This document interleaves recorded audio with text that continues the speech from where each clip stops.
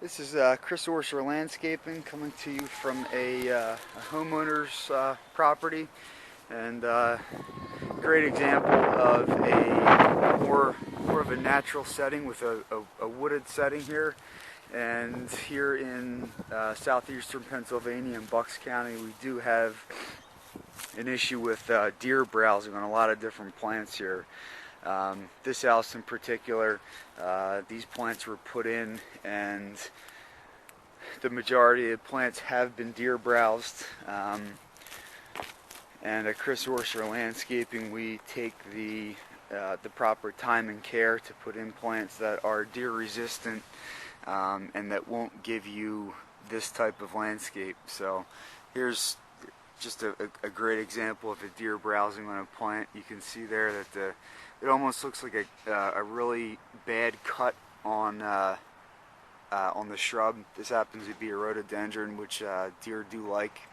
And you can kind of see that it just looks brownish on the end, and it's just a really kind of rough, it almost looks like a rough cut that somebody came in with like a really sharp saw and tried to saw off the ends of the stem. So that's how you can tell if deer have been browsing on it. The other issue here is because of these large trees.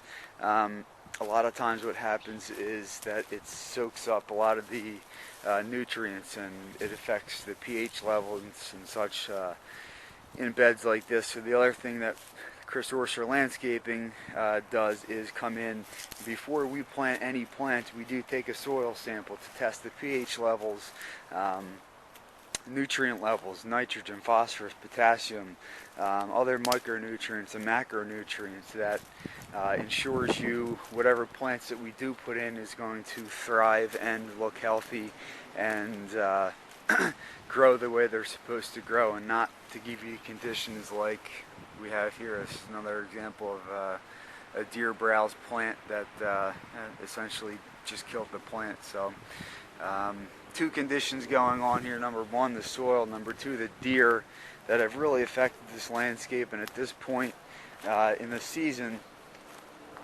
the landscape should be looking not as sparse as it is now. I mean, the way this was set up is to give it a naturalistic setting to go around with the context. You can see the trees in the background. But at this point, the bed just looked really bare, and there's just a lot of dead plants in here due to deer browsing and probably some improper or deficiencies in the soil.